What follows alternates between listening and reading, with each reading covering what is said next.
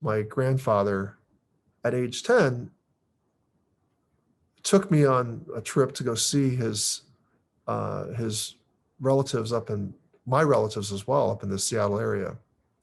And there he made it a point to take me to Bellevue, Washington, which is where they had 5 acres of property. And he had greenhouses there. And we could even see some of the foundations on some of the land that hadn't been developed yet. But my grandmother and grandfather, in short, would lose that property because of the internment.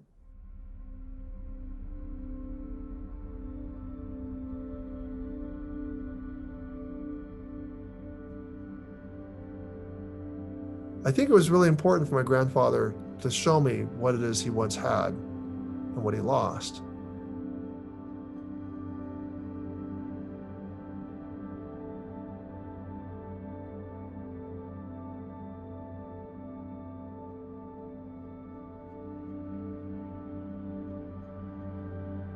I had 2 uncles that did see combat.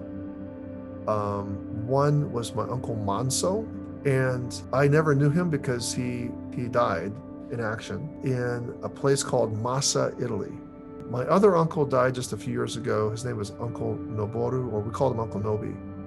You think about the situation, if you try to imagine their situation. You're hated, your family's hated, people like you are hated, but yet you stand up for the nation in which the neighbors you are around, most of them are like either hating you or keeping their distance from you.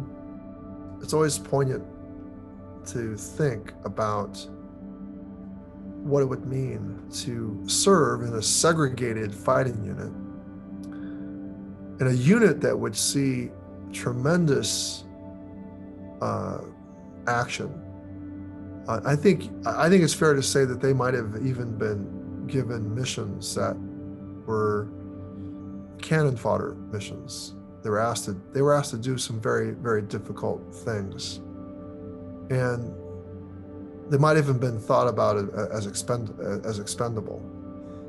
But by and large, the situation of the Nisei soldier who was serving in the segregated, the 100th Infantry Battalion or the 442nd, those 2 units, they did something quite remarkable.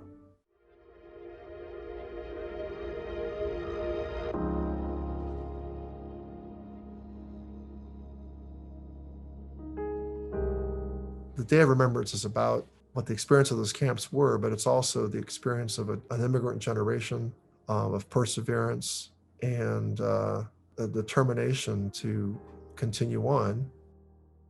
When I first became a member of Congress, I had my first meeting with Secretary Shinseki of the VA. And Secretary Shinseki had a painting, an oil painting on his wall in his office. And so what the painting was a depiction of the Lost Battalion, the Battle of the Lost Battalion. Secretary Shinseki is looking at me and telling me the story, and it's very moving. I'm tearing up. And he said, "You congressmen would not be here today if it were not for those brave men and the actions they took." It's important to know this history, and it's important to do this remembrance as a member of Congress, because the values that you see represented in these stories, you can see how that would inform how I would want to go about doing my work and the people I want to serve.